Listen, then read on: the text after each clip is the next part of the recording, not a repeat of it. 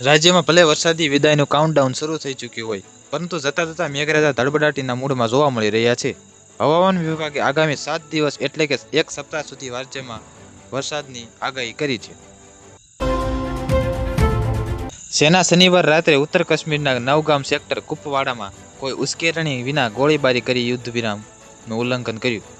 Saudi Arabia સાથેના સંરક્ષણ કરારના એક દિવસ પછી જ પાકિસ્તાનની સેનાએ આવી અવળચાંડાઈ કરી હતી, જેના ભારતીય સૈનિકોએ જડબાતોડ જવાબ આપ્યો અને દુશ્મનનું નિરીક્ષણ ચોકીને વ્યાપક નુકસાન પહોંચાડ્યું.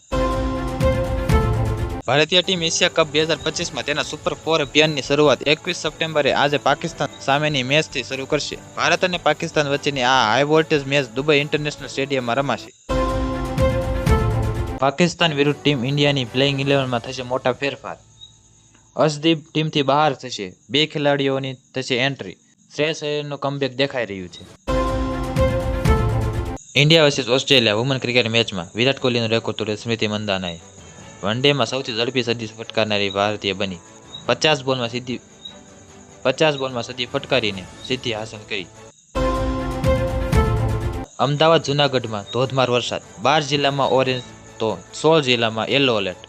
નવરાત્રિમાં ભારે વરસાદની સંભાવના છે. ખાસ કરીને મધ્ય ગુજરાતમાં ગાજવીજ અને ભારે પવન સાથે વરસાદની આગાહી છે. અપર એર સાયક્લોનિક સર્ક્યુલેશનને કારણે વરસાદની આગાહી કરવામાં આવી છે. દિલ્હીના રાષ્ટ્રીય પ્રાણી સંગ્રહાલય ખાતે 29 વર્ષીય આફ્રિકન હાથી શંકરનું હૃદયરોગના હુમલાથી મોત થયું છે. પ્રાણી સંગ્રહાલય મેનેજમેન્ટ પ્રારંભિક પોસ્ટમોર્ટમ રિપોર્ટના આધારે વાતની પુષ્ટિ કરે છે.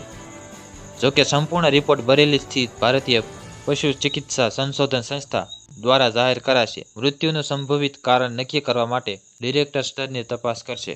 આજ માટે આટલું. જો તમને વિડીયો ગમ્યો હોય તો વિડીયોને લાઇક કરી દેજો, ચેનલને સબસ્ક્રાઇબ કરી બેલ આઇકન ઓન કરી દેજો. મળીએ નવા સમાચારની અપડેટ સાથે. ધન્યવાદ.